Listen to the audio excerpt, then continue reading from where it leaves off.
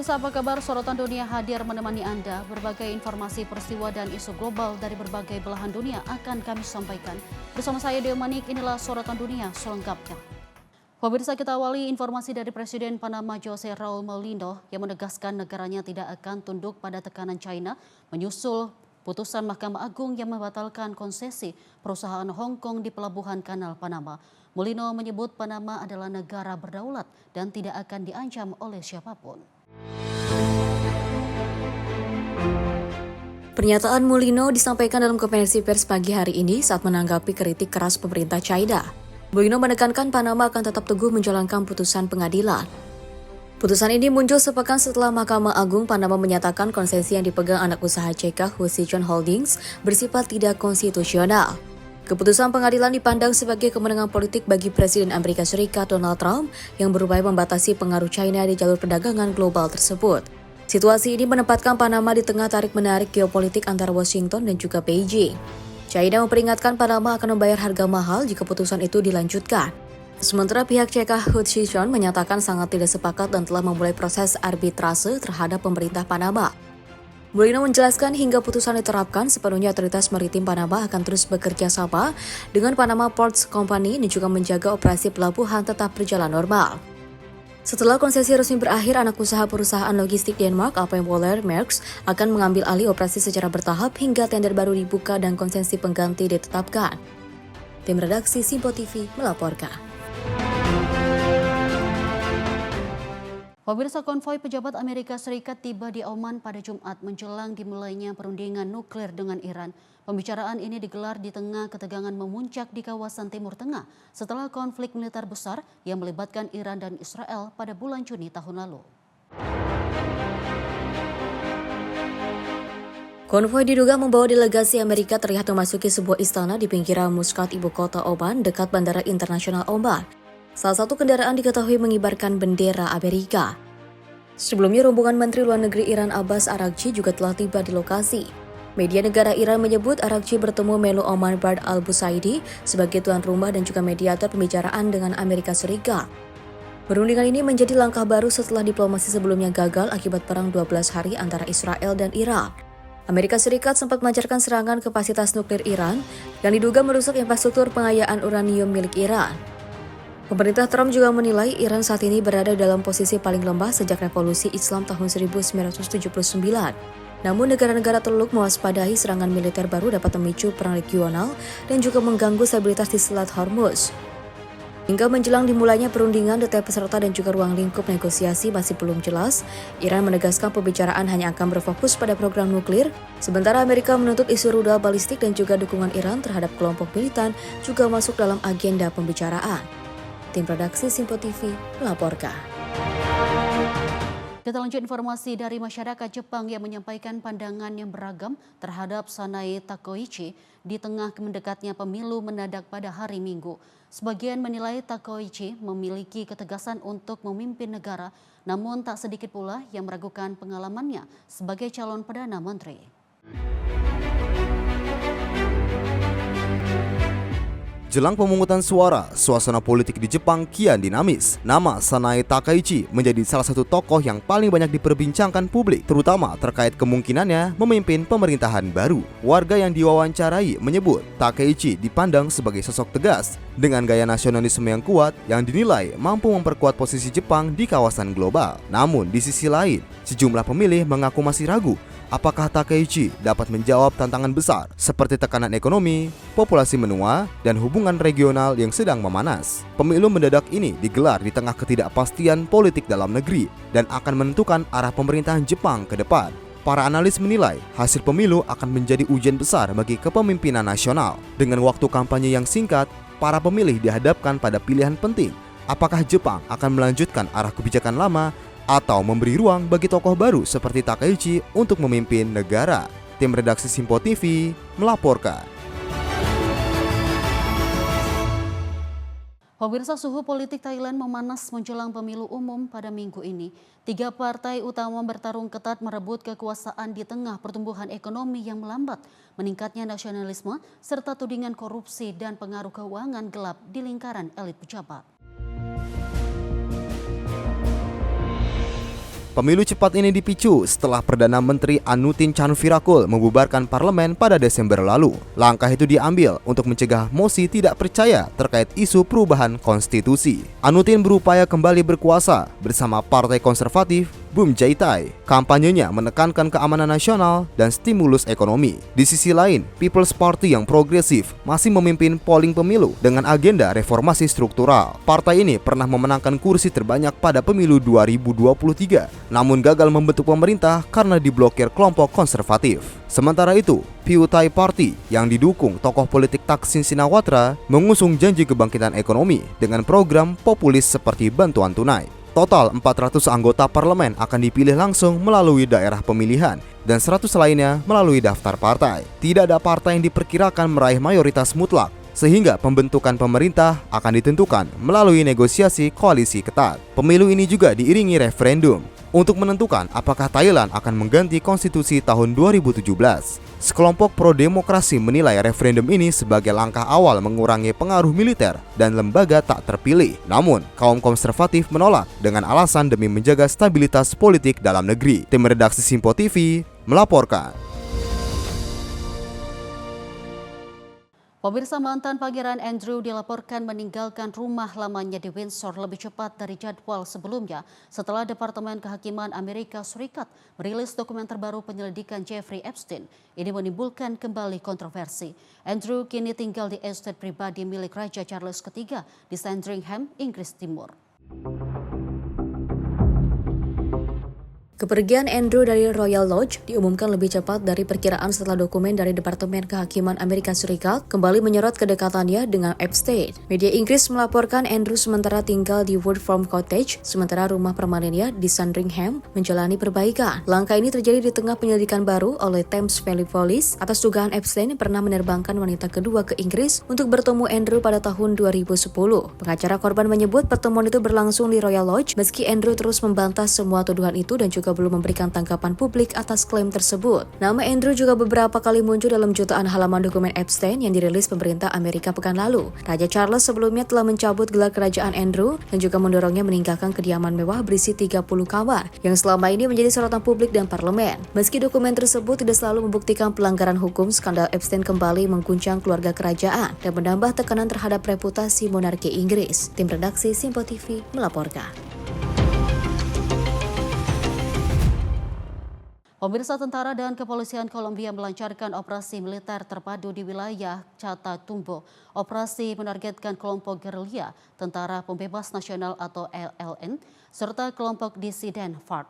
Operasi ini juga digelar sehari setelah pertemuan Presiden Kolombia Gustavo Petro dengan Presiden Amerika Serikat Donald Trump di Gedung Putih. Komando Tentara dan Kepolisian Kolombia melakukan operasi militer berskala besar di kawasan Catatumbo, Provinsi Norte de Santander. Wilayah ini dikenal sebagai salah satu daerah rawan keamanan di perbatasan Kolombia dan Venezuela. Panglima Angkatan Bersenjata Kolombia, Jenderal Hugo Alejandro López Barreto menyatakan, operasi yang digelar merupakan operasi presisi tinggi. Operasi ini bertujuan melemahkan secara tegas kelompok bersenjata yang dinilai mengancam keselamatan warga sipil. Menurut pihak militer, dalam bentrokan yang terjadi 7 anggota ELN dilaporkan tewas, sementara 1 orang lainnya berhasil ditangkap oleh pasukan keamanan.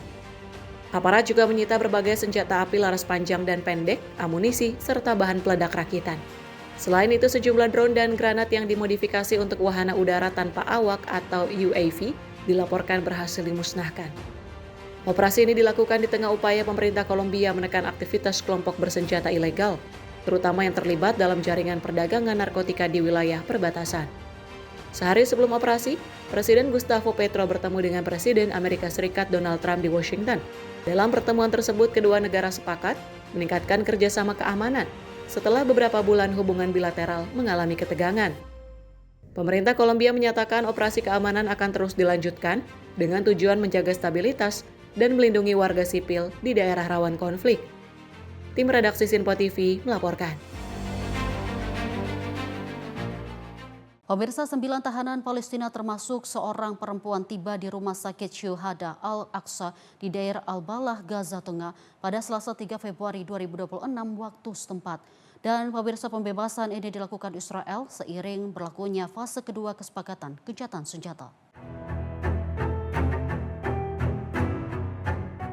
Rekaman video menunjukkan kendaraan yang membawa para tahanan melintasi kerumunan warga. Iring-iringan kendaraan tersebut dikawal oleh mobil Komite Internasional Palang Merah. Setelah tiba di rumah sakit, para tahanan menjalani pemeriksaan medis. Keluarga kemudian bergegas memeluk para tahanan dan menunjukkan foto untuk memastikan identitas anggota keluarga mereka. Salah satu tahanan yang dibebaskan, Ayat Afana, meluapkan kegembiraannya saat bertemu kembali dengan keluarganya. Ia menyebut tidak pernah memeluk ibunya selama 20 tahun terakhir. Tahanan lain, Nidal Al-Astal, menyatakan kesedihannya setelah dideportasi ke Gaza. Ia menyebut istri dan anak-anaknya saat ini berada di tepi barat atau West Bank. Sementara juru bicara ICRC di Gaza, Amani Al-Naw, menyatakan organisasinya memfasilitasi pemindahan 9 tahanan Palestina. Pemindahan dilakukan dari perintasan Karam Abu Salem menuju Rumah Sakit Syuhada Al-Aqsa di Dair Al-Bahla. Tim ICRC yang juga membantu para tahanan untuk kembali terhubung dengan keluarga mereka.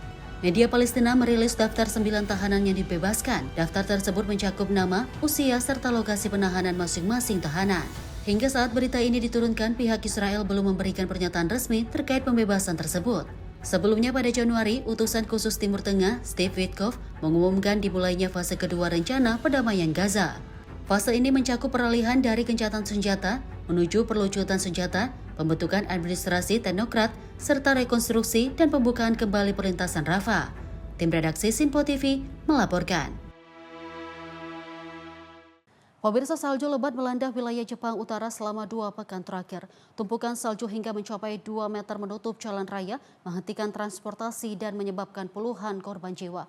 Otoritas menyebut sebagian besar kematian terjadi saat warga membersihkan salju di atap rumah.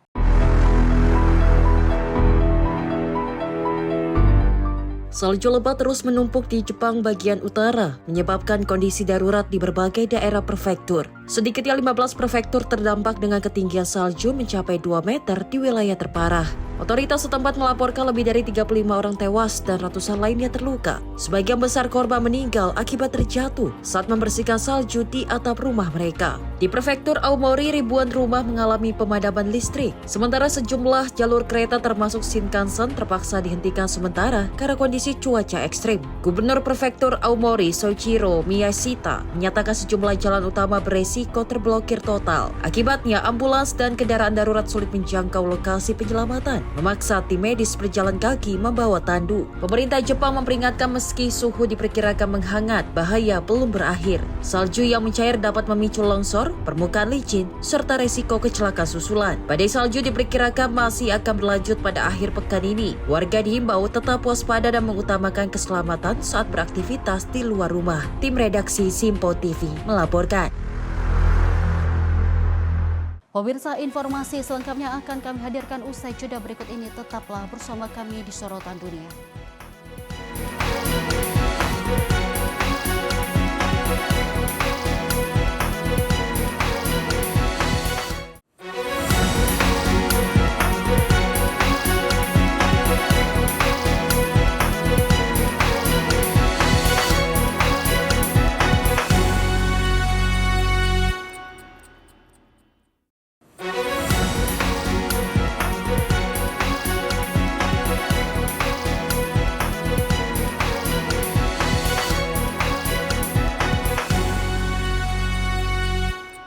Terima kasih pemirsa, Anda kembali menyaksikan Sorotan Dunia bersama saya Dewi Manik, dan informasi kita lanjutkan kembali. Pemirsa, Perdana Menteri Inggris Keir Starmer menghadapi krisis politik besar di dalam negeri. Meski tidak pernah bertemu Jeffrey Epstein, posisinya terancam akibat fallout hubungan dengan sekutunya, Peter Mandelson, dan terpidana kejahatan seksual itu.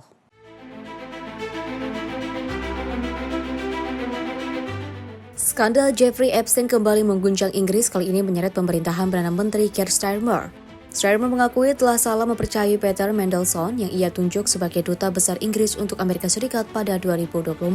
Starmer pada Kamis menyampaikan permintaan maaf langsung kepada para korban kejahatan seksual Epstein. Ia menyebut Mandelson berulang kali berbohong kepadanya dan juga menggambarkan Epstein sebagai sosok yang hampir tidak ia kenal, padahal hubungannya ternyata sangat dekat. Dokumen baru yang dirilis Departemen Kehakiman Amerika Serikat mengungkap pesan-pesan akrab serta catatan pembayaran total senilai $75.000 dari Epstein ke akun terkait Mandelson atau suaminya. Berkas itu juga menyebut Mendelsohn diduga membagikan informasi pemerintah sensitif pasca krisis finansial 2008. Kepolisian Inggris kini menyelidiki Mendelsohn atas dugaan penyalahgunaan jabatan publik. Meski ia tidak dituduh terlibat kejahatan seksual, kasus ini menimbulkan gelombang tekanan politik yang besar di dalam partai buruh. Pengamat juga menilai keputusan Starmer menunjuk Mendelsohn sebagai duta besar adalah kesalahan fatal. Dengan popularitas buruh terus merosot dan pemilu lokal yang ada di depan mata, skandal ini dinilai bisa menjadi pemicu utama jatuhnya Starmer dari jabatan Perdana Menteri. Tim redaksi Simpo TV melaporkan. Pemirsa, warga Palestina masih menunggu di perbatasan Rafah antara Gaza dan Mesir di tengah ketidakpastian terkait proses pembukaan kembali pos lintas batas tersebut. Meski telah dibuka kembali sehari sebelumnya, proses penyeberangan diwarnai penundaan, interogasi, dan pembatasan jumlah orang yang diizinkan melintas masih sangat ketat.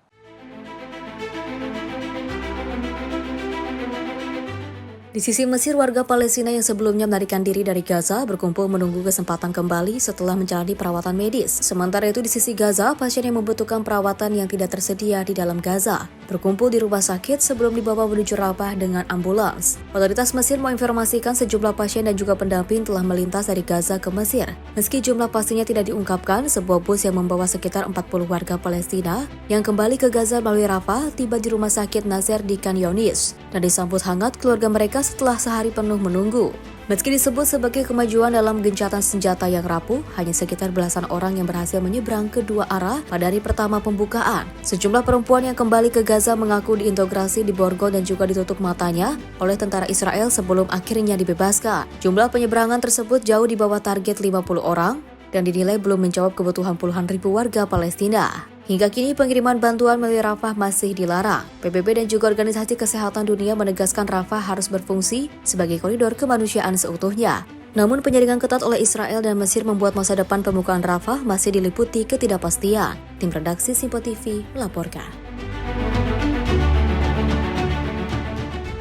Kita lanjut informasi dari Amerika Serikat yang mengumumkan rencana pembentukan blok perdagangan mineral kritis bersama sekutu dan mitra strategis. Pemirsa, langkah ini diambil untuk mengurangi ketergantungan pada China yang selama ini mendominasi pasokan unsur langka penting bagi keberlangsungan industri pertahanan dan teknologi global.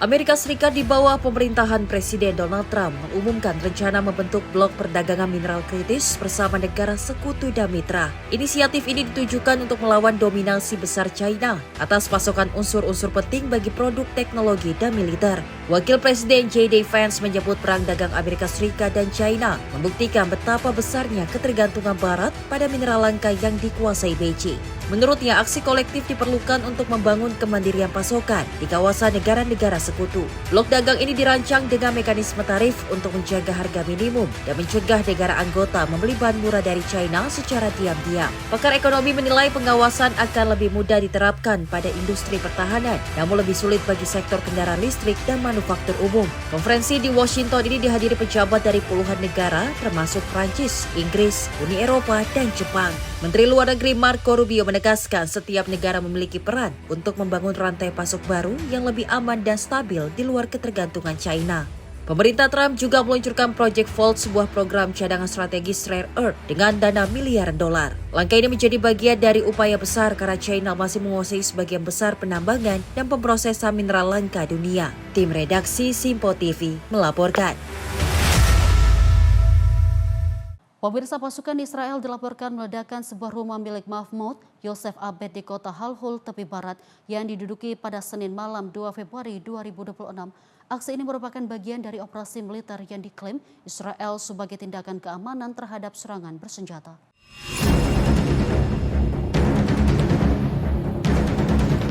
Rekaman dari lokasi menunjukkan asap tebal membumbung dari kawasan perumahan setelah terjadi ledakan. Lantai pertama sebuah bangunan terlihat hancur total.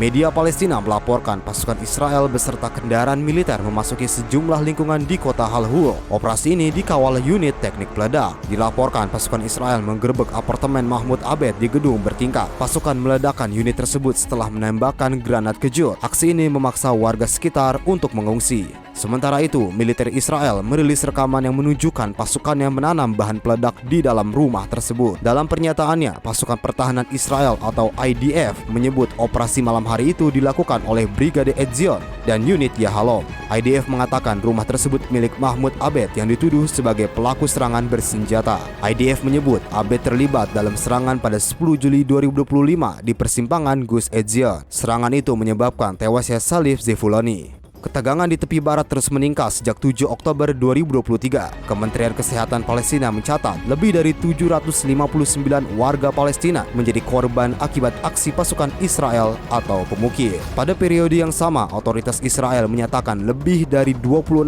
warga Israel tewas dalam serangan yang dilakukan oleh warga Palestina di tepi barat. Tim redaksi Simpo TV melaporkan.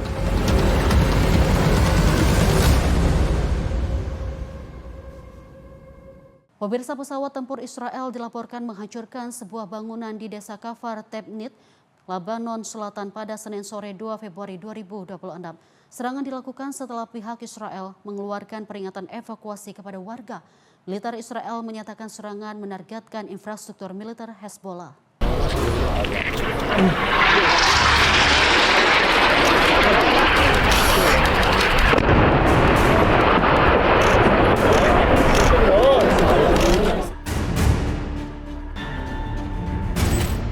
Rekaman video menunjukkan sebuah bangunan di desa Kfar Tebnit terkena 2 rudal dari udara. Setelah serangan, tim penyelamat dan warga terlihat memeriksa lokasi kejadian. Menurut kantor berita nasional Lebanon, serangan terjadi sekitar pukul 3:10 sore waktu setempat. Serangan dilakukan sekitar 40 menit setelah peringatan evakuasi dikeluarkan. Sebelum serangan, juru bicara militer Israel Avichai Adri menyampaikan peringatan mendesak kepada warga desa Kfar Tebnit dan Ain Qana. Peringatan disampaikan melalui video yang diunggah di akun resmi media sosial X miliknya. Dalam pernyataannya, Adri menyebut militer Israel akan menargetkan apa yang disebut sebagai infrastruktur militer Hezbollah. Israel menuduh Hezbollah berupaya membangun kembali aktivitas militer di wilayah tersebut. Adri mengimbau warga untuk segera menjauhi lokasi dan melakukan evakuasi. Hingga saat berita ini diturunkan, Hezbollah belum mengeluarkan pernyataan resmi terkait serangan tersebut. Sebelum serangan di Kfar Tebnit, pasukan Israel juga dilaporkan melakukan 2 serangan lain di Lebanon Selatan pada hari yang sama. Serangan tersebut dilaporkan menyebabkan 1 orang tewas dan 8 lainnya luka-luka. Israel dan Hezbollah sepakat melakukan gencatan senjata pada 27 November 2024. Namun, Israel masih saja melakukan serangan secara berkala dengan alasan menargetkan infrastruktur dan personel Hezbollah. Tim redaksi Simpo TV melaporkan.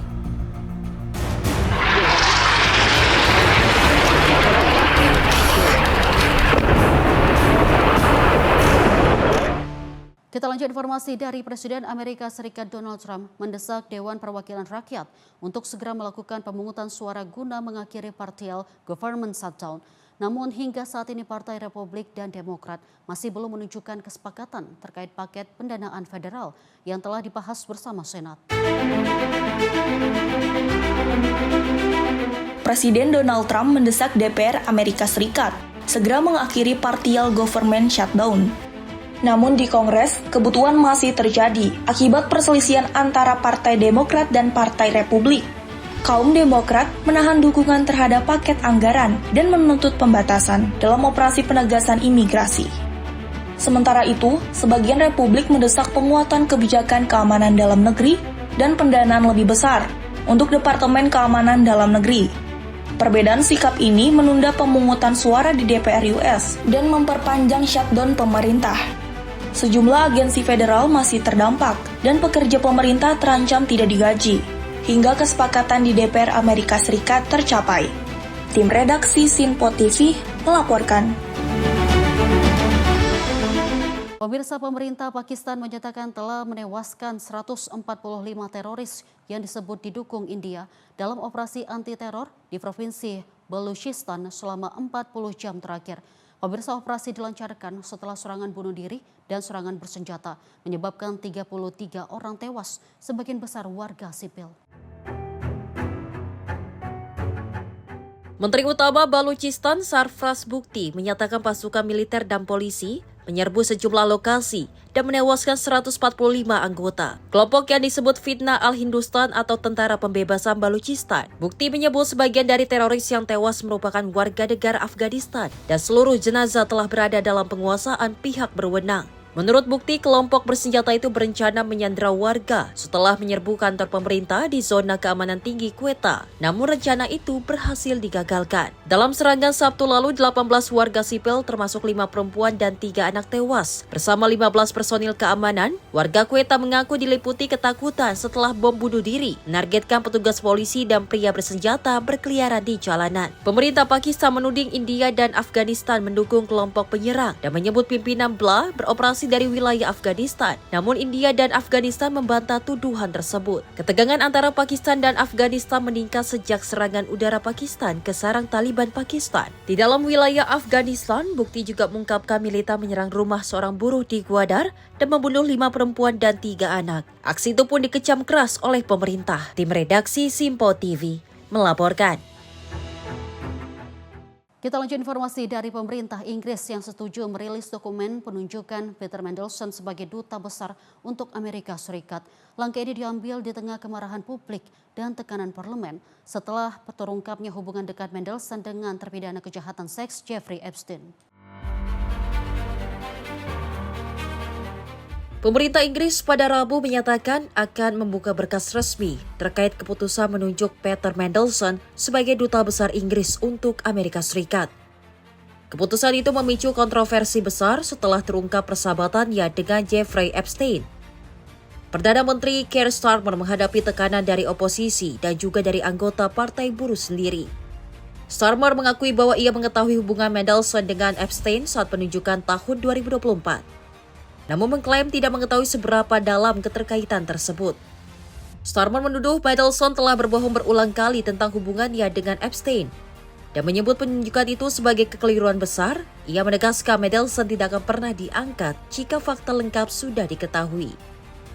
Kontroversi ini memuncak setelah dokumen yang dirilis Departemen Kehakiman Amerika Serikat pekan lalu menunjukkan dugaan Mandelson pernah berbagi informasi sensitif dengan Epstein, termasuk terkait kebijakan pajak dan laporan internal pemerintah.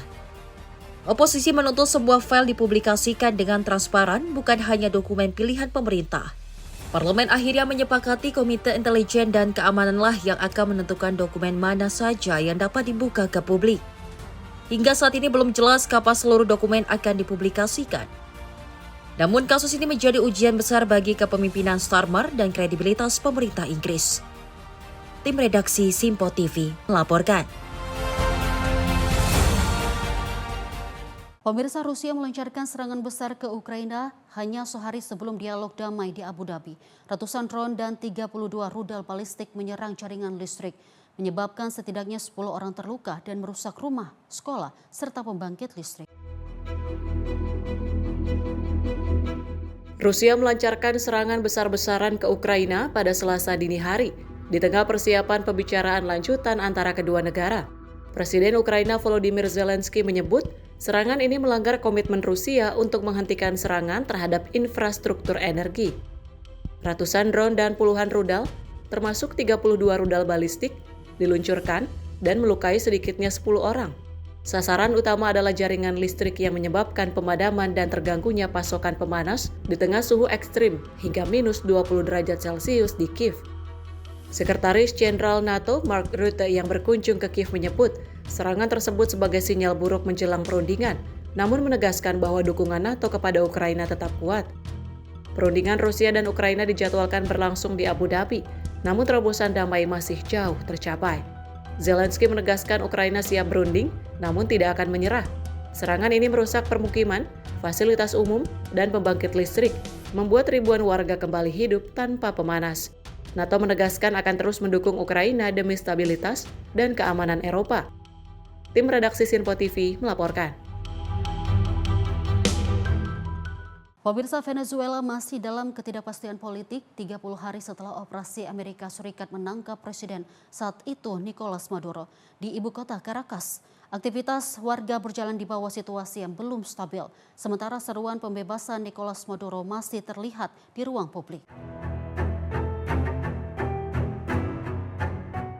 Presiden sementara Delcy Rodriguez menjadi sorotan utama publik. Banyak pihak mempertanyakan sejauh mana ia memiliki kendali atau sekedar menjalankan agenda yang ditentukan Washington. Sejumlah warga menyebut Rodriguez hanyalah Maduro dalam wajah berbeda dan tidak akan membawa perubahan nyata dalam kehidupan sehari-hari. Isu kenaikan upah yang dijanjikan pemerintah sementara menjadi harapan besar masyarakat. Namun banyak yang masih ragu apakah janji itu benar-benar akan terwujud. Di tengah kebingungan itu, tokoh-tokoh oposisi yang selama bertahun tidak terdengar kini mulai muncul ke hadapan publik dan menyampaikan seruan perubahan. Namun harapan tersebut dibayangi rasa takut akan kemungkinan serangan baru atau tindakan represif. Dari aparat keamanan, seorang pensiunan Julio Castillo menyatakan, penangkapan Maduro memang merupakan peristiwa besar, namun bagi dirinya dampaknya belum terasa. Castillo mengatakan segalanya masih terasa sama dan kehidupan warga belum mengalami perubahan berarti. Hingga saat ini warga Venezuela masih menantikan kepastian antara harapan akan perbaikan ekonomi dan ketakutan akan masa depan yang belum jelas arahnya.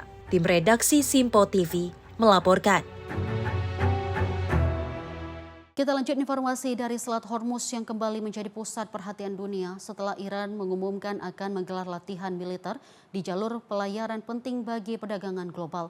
Iran memperingatkan kapal-kapal bahwa latihan tembak langsung akan digelar selama 2 hari di selat yang menjadi lalu lintas 1/5 perdagangan minyak dunia.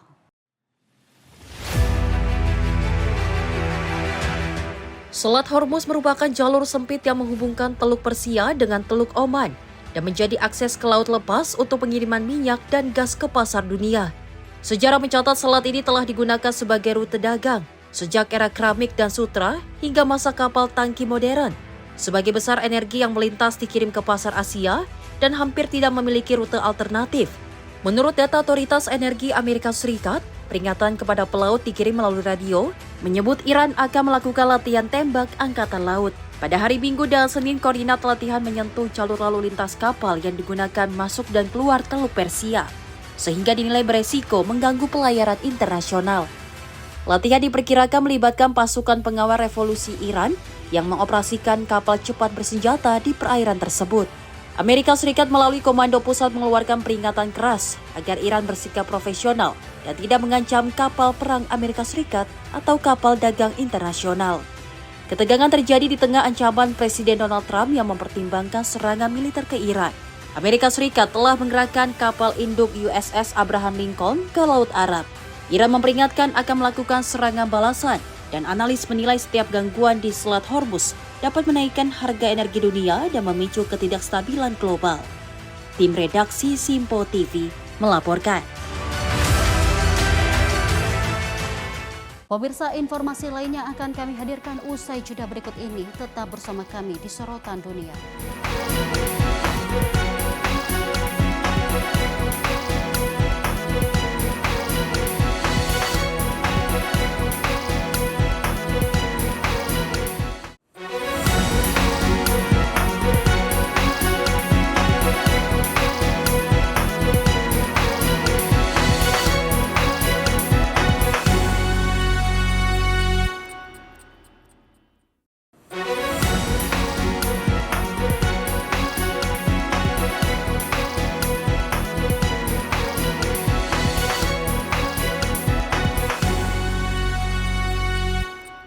Terima kasih pemirsa, Anda kembali menyaksikan Sorotan Dunia bersama saya Deo Manik. Pemirsa, Angkatan Udara dan Antariksa Spanyol menampilkan atraksi udara di langit Buenos Aires, Argentina dalam rangka Tribut peringatan 100 tahun penerbangan bersejarah pesawat amfibi Plus Ultra yang pertama kali menghubungkan Spanyol dan Amerika Latin pada tahun 1926.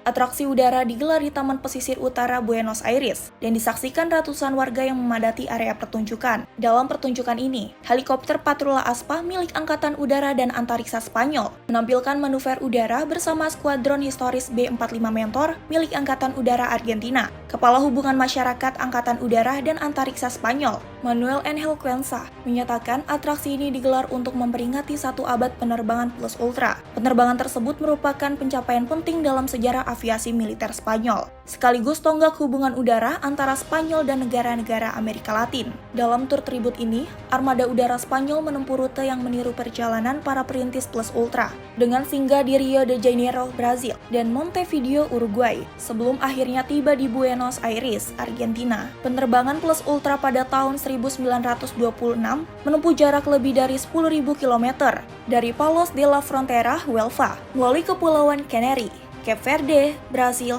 dan Uruguay, sebelum mendarat di Argentina. Selain memperingati sejarah, atraksi udara ini juga menjadi ajang pertunjukan kapabilitas modern Angkatan Udara dan Antariksa Spanyol, serta memperkuat hubungan kerjasama pertahanan dengan negara-negara Amerika Latin. Tim redaksi Sinpo TV melaporkan. Kita lanjut informasi dari pasukan keamanan yang berafiliasi dengan Kementerian Dalam Negeri Suriah terus melakukan pengerahan di wilayah mayoritas Kurdi di timur Laut Suriah. Langkah ini dilakukan sebagai bagian dari kesepakatan antara pemerintah Damaskus dan pasukan Demokratik Suriah atau SDF yang dipimpin kelompok Kurdi.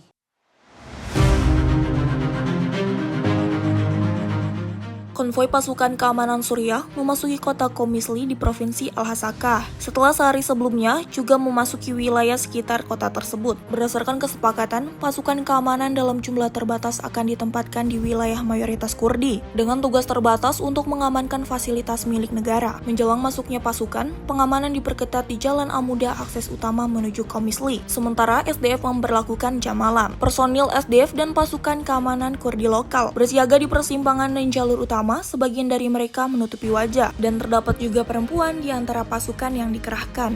Juru bicara Kementerian Dalam Negeri Suriah, Nur Aldin Al-Baba menyatakan ada program dan jadwal waktu untuk menyelesaikan seluruh poin kesepakatan, termasuk pengambil alihan fasilitas vital seperti perbatasan, bandara Komisli, dan fasilitas minyak untuk dikelola demi kepentingan rakyat Suriah. SDF menegaskan mereka masih mengendalikan keamanan di dalam kota dan menyatakan siap menghadapi upaya sabotase. Menurut mereka, pasukan pemerintah hanya akan ditempatkan di 4 titik di Komisli dan bersifat sementara hingga proses integrasi selesai. Tim redaksi Sinpo TV melaporkan.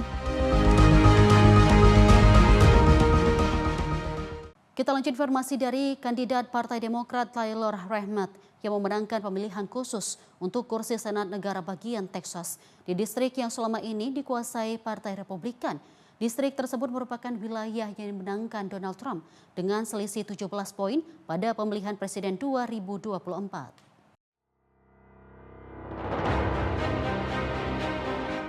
Kemenangan Rahmat dianggap sebagai kejutan politik karena ia mengalahkan kandidat Republikan Lake Wapsgans dengan selisih lebih dari 14%.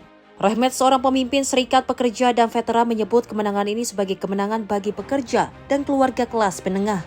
Presiden Amerika Serikat Donald Trump langsung menjauhkan diri dari hasil pemilihan ini dan menyebutnya sebagai pertarungan lokal Texas. Padahal sehari sebelum pemilihan, Trump memberikan dukungan terbuka kepada Wapsgans dan mengajak warga Texas untuk datang ke TPS. Letnan Gubernur Texas Dan Patrick menyebut hasil pemilihan ini sebagai peringatan bagi Partai Republikan agar tidak meremehkan pemilih. Sementara itu, Partai Demokrat menilai kemenangan ini sebagai bukti semangat pemilih untuk menolak kebijakan Republikan di era kedua pemerintahan Trump. Ketua Partai Demokrat Texas, Kendall Scudder, menyatakan kemenangan Rahmat terjadi karena fokus pada isu biaya hidup, pendidikan publik, dan perlindungan pekerja. Kemenangan ini menambah daftar keberhasilan Partai Demokrat dalam sejumlah pemilihan khusus di berbagai negara bagian. Kursi Senat Texas ini kosong setelah pertahanan Republikan Kelly Hatchcock mengundurkan diri untuk menjabat posisi negara bagian. Rahmat akan menjabat hingga awal Januari dan akan kembali menghadapi Wapsgans dalam pemilihan umum November mendatang untuk masa jabatan 4 tahun. Meski demikian, Partai Republikan masih memegang mayoritas kuat di legislatif Texas. Tim redaksi Sinpo TV melaporkan. Pemirsa, asap tebal membumbung di kamp pengungsian Al-Mawasi, Gaza Selatan menyusul serangan udara yang diduga dilakukan Israel. Sejumlah tenda dilaporkan terbakar. Tim darurat Palestina langsung diterjunkan ke lokasi untuk menangani dampak serangan.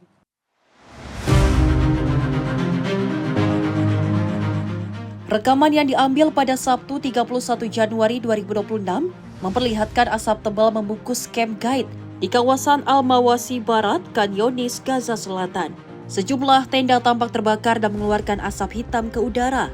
Pertahanan sipil Palestina di Gaza menyatakan timnya merespon kebakaran yang melanda tenda-tenda pengungsi. Menurut mereka, kebakaran terjadi setelah pesawat tempur Israel menargetkan area tersebut.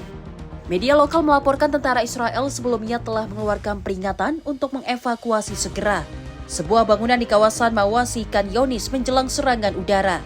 Kantor berita Palestina Wafa juga melaporkan pesawat tempur Israel terus terbang rendah di atas wilayah Gaza Selatan. Kondisi ini menimbulkan kekhawatiran di kalangan warga dan pengungsi. Insiden ini terjadi di tengah penerapan kesepakatan gencatan senjata antara Hamas dan Israel yang berlaku sejak 10 Oktober 2025. Kesepakatan tersebut merupakan bagian dari rencana 20 poin Trump yang mencantumkan penghentian tempur, pembebasan seluruh sandera, serta penyaluran bantuan kemanusiaan. Tim redaksi Simpo TV melaporkan. Kita lanjut informasi dari negara-negara kecil yang berada di kawasan Uni Eropa kini turut berperan besar dalam produksi senjata modern. Salah satunya Siprus yang mengirimkan drone buatan lokal ke garis depan dalam perang di Ukraina. Dengung baling-baling yang terdengar di medan tempur Ukraina kini tak hanya berasal dari drone produksi negara besar. Sebagian di antaranya diketahui merupakan drone buatan Siprus, sebuah negara kecil di kawasan Uni Eropa. Perusahaan Swarmley merupakan lebih dari 200 drone H-10 Poseidon telah digunakan untuk membantu baterai artileri Ukraina mengidentifikasi posisi target musuh. Drone tersebut berperan penting dalam pengintaian dan penentuan sasaran di medan perang. Keterlibatan Siprus menunjukkan bagaimana negara-negara kecil di Uni Eropa kini meningkatnya kapasitas industri pertahanan di tengah konflik yang masih berlangsung. Perang Ukraina telah mendorong lonjakan permintaan alat pertahanan termasuk drone yang menjadi salah satu kunci dalam perang modern. Dari pabrik kecil hingga ke medan tempur, produk pertahanan Eropa kini tak hanya digunakan di dalam negeri, namun juga kini di garis depan konflik internasional. Tim redaksi Simpo TV melaporkan.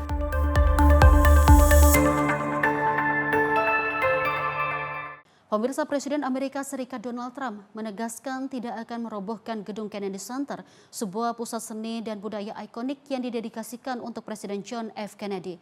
Meski demikian, Trump berencana untuk menutup gedung tersebut selama sekitar 2 tahun untuk menjalani proyek renovasi besar dengan perkiraan biaya mencapai $200 juta Amerika. Presiden Donald Trump menyatakan proyek renovasi Kennedy Center tidak akan melibatkan pembongkaran gedung seperti yang sempat dikhawatirkan sejumlah pihak. Trump menegaskan renovasi dilakukan untuk memperbaiki dan memodernisasi fasilitas tanpa menghilangkan nilai sejarah dari bangunan tersebut. Selama proses renovasi, Kennedy Center dijadwalkan akan ditutup selama kurang lebih 2 tahun dengan total biaya proyek yang diperkirakan mencapai $200 juta Amerika. Proyek ini menjadi salah satu langkah terbaru Donald Trump untuk memberi jejak kebijakannya pada salah satu ikon budaya nasional Amerika yang selama ini menjadi pusat pertunjukan seni dan acara kebudayaan. Kennedy Center sendiri merupakan simbol penghormatan bagi Presiden John F. Kennedy serta menjadi bagian penting dari sejarah dan identitas budaya Amerika Serikat. Rencana renovasi ini menuai beragam tanggapan dari publik, terutama terkait biaya proyek dan dampak penutupan gedung terhadap aktivitas seni dan budaya. Tim redaksi Simpo TV melaporkan. Kita lanjut informasi dari China yang merilis rekaman udara kawasan Huangyandao atau Scarborough Shoal dan rekaman diambil oleh jet tempur dalam patroli terbaru di wilayah sengketa Laut China Selatan. Langkah ini diambil untuk menyusul latihan militer bersama Amerika Serikat dan Filipina yang kembali digelar di kawasan tersebut.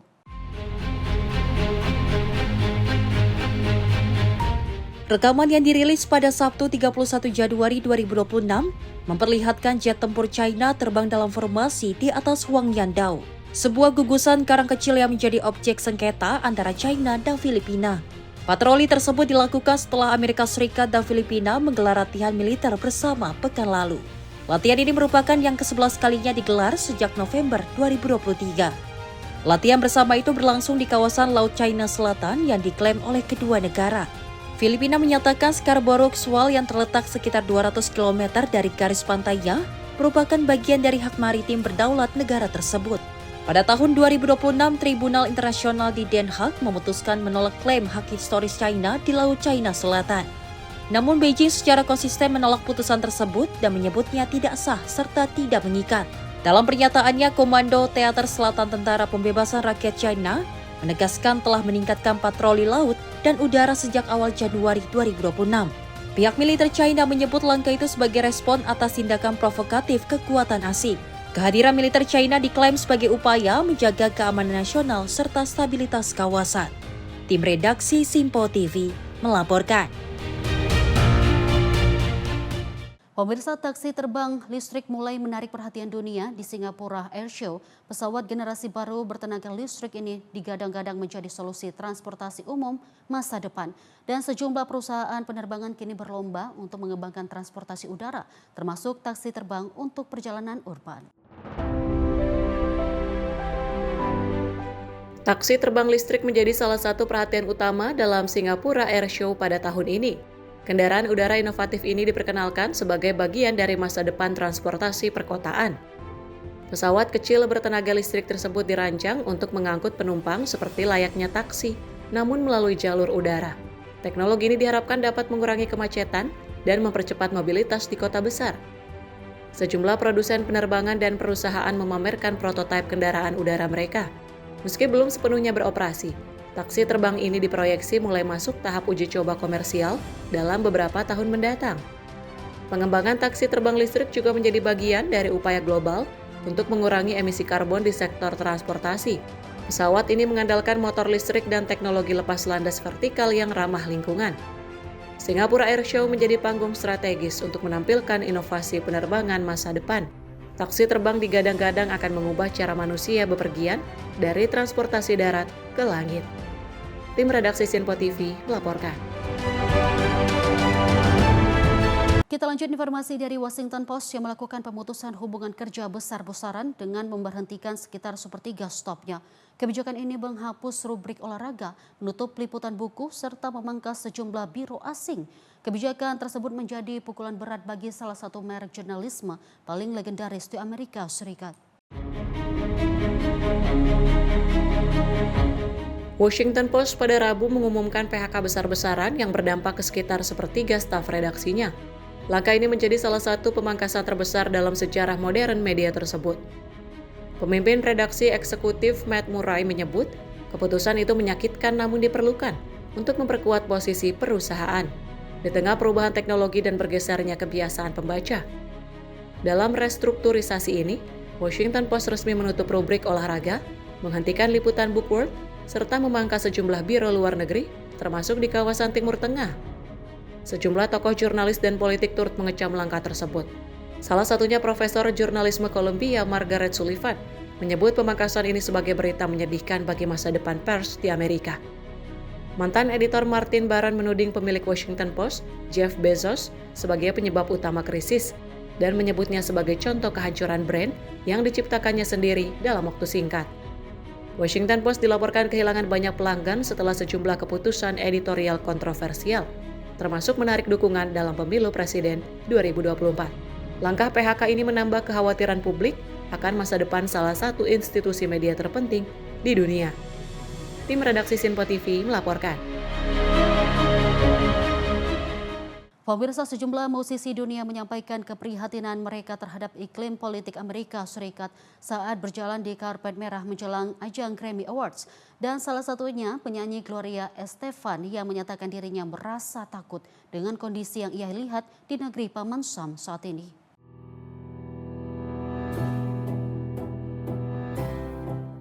Dalam wawancara di karpet merah Grammy Awards, penyanyi legendaris Gloria Estefan mengungkapkan rasa cemasnya terhadap kondisi politik Amerika Serikat saat ini. Estefan menyebut ia merasa sedih dan takut melihat perpecahan di tengah masyarakat, serta meningkatnya ketegangan politik yang dinilai mengancam rasa persatuan. Menurut Estefan, para seniman memiliki tanggung jawab moral untuk menyampaikan pesan damai dan harapan melalui karya dan suara mereka. Selain Gloria Estefan, musisi J Balvin dan penyanyi jazz Samara Joy juga menyampaikan pandangan mereka tentang pentingnya empati dan saling menghormati di tengah perbedaan politik. Mereka menekankan musik dapat menjadi sarana untuk menyatukan berbagai kalangan dan meredakan ketegangan sosial. Ajang Grammy Awards yang biasanya identik dengan perayaan musik, kali ini juga menjadi ruang bagi para artis untuk menyampaikan keprihatinan serta harapan akan masa depan yang lebih damai. Para musisi mengajak publik untuk tetap saling mendengarkan dan menjaga nilai kemanusiaan di tengah perbedaan pandangan politik. Tim redaksi Simpo TV melaporkan.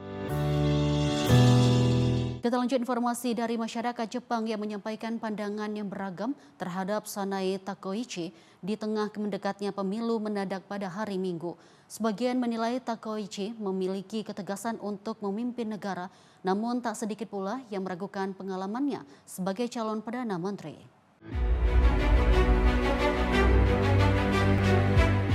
Jelang pemungutan suara, suasana politik di Jepang kian dinamis. Nama Sanae Takeuchi menjadi salah satu tokoh yang paling banyak diperbincangkan publik, terutama terkait kemungkinannya memimpin pemerintahan baru. Warga yang diwawancarai menyebut Takeuchi dipandang sebagai sosok tegas dengan gaya nasionalisme yang kuat yang dinilai mampu memperkuat posisi Jepang di kawasan global. Namun di sisi lain, sejumlah pemilih mengaku masih ragu apakah Takeuchi dapat menjawab tantangan besar seperti tekanan ekonomi, populasi menua, dan hubungan regional yang sedang memanas. Pemilu mendadak ini digelar di tengah ketidakpastian politik dalam negeri dan akan menentukan arah pemerintahan Jepang ke depan. Para analis menilai hasil pemilu akan menjadi ujian besar bagi kepemimpinan nasional. Dengan waktu kampanye yang singkat, para pemilih dihadapkan pada pilihan penting. Apakah Jepang akan melanjutkan arah kebijakan lama atau memberi ruang bagi tokoh baru seperti Takeuchi untuk memimpin negara? Tim redaksi Simpo TV melaporkan. Pemirsa, informasi tadi menutup perjumpaan kita di Sorotan Dunia hari ini. Mewakili kru yang bertugas, saya Dewi Mani pamit. Terima kasih atas kebersamaan Anda. Sampai jumpa.